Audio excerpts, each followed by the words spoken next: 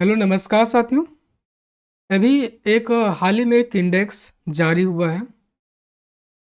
तो उस इंडेक्स में इंडिया की रैंकिंग क्या है और उस इंडेक्स जो है वो हमेशा विवादों में रहता है। कौन सा इंडेक्स है आप देख सकते हैं फोटो में सामने। तो जो ये फोटो है वो भुखमरी की है, गरीबी की है। देखिए बच्चे हैं, एक एक पॉलीथीन है वो उसमें खाना है और सारे बच्चे हैं। शरीर पर कपड़ा नहीं है, बदन पर कपड़ा नहीं है, सारे बच्चे हैं वो खाना को खा रहे हैं। तो ये दशा बताती है, भुखमरी की दशा को बताती है। और इस इंडेक्स की हम बात कर रहे हैं, वर्ल्ड हंगर हंगर की बात करते हैं। वैश्विक स्तर पर जो दुनिया में बेरोजगार जो भुखमरी है, मान लेते हैं कि आपके पास जो खाने की पर्याप्त सामग्री है, लेकिन ऐसे जगह भी हैं जहाँ पर लोग एक एक दिन के लिए, एक एक समय के लिए भोजन के लिए तड़पते हैं। तो एक संस्था है जो रैंक को जारी करती है और वो संस्था का नाम है सर्न। कौन सा? जो सर्न वर्ल्ड वाइड जो है, ये संस्था जो है वो रैंकिंग को जारी करती है।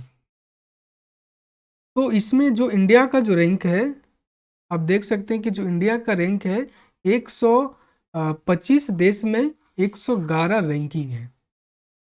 और इंडिया ने स्कोर किया है 28.7 रैंक पॉइंट यहाँ पर स्कोर किया है। जहाँ पर जो इसका जो रैंकिंग है उसमें 0 से 100 अंक दिया जाता है।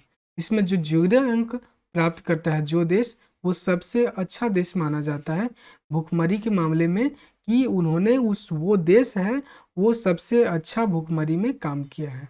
और जो देश का स्कोर 100 होता है वो सबसे खराब देश माना जाता है भुखमरी के मामले में। जब सरकार से क्वेश्चन किया गया कि भारत की रैंकिंग इतना खराब क्यों है भुखमरी के मामले में, तो सरकार ने बताया कि जो इसका जो पैमाना है हंगर को, भुखमरी को मापने का, वो देखिए 4 पैमाने पर इन्होंने बात किया कि 4 पैमाने पर जो है वो हंगर इंडेक्स को जारी किया जाता है। पहला जो है वो अंडर नूरिशमेंट, दूसरा चाइल्ड स्टंटिंग, और तीसरा जो है चाइल्ड वेस्टिंग, और चौथा जो है चाइल्ड मोर्टालिटी। तो सरकार का कहना है कि जो ये 3 जो है पैरामीटर है वो 0 से 5 साल के जो बच्चे हैं उसी के लिए होते हैं। और हमारे पास जो जनसंख्या है लगभग 140 करोड़ जनसंख्या जो है। और जो सरकार जो ये डेटा जो कलेक्ट करती है संस्था और जारी करती है, लगभग 3000 डेटा के माध्यम से ये जारी करती है। तो इतना छोटा डेटा के माध्यम से 140 करोड़ की जनसंख्या का अनुमान आप कैसे लगा सकते हैं?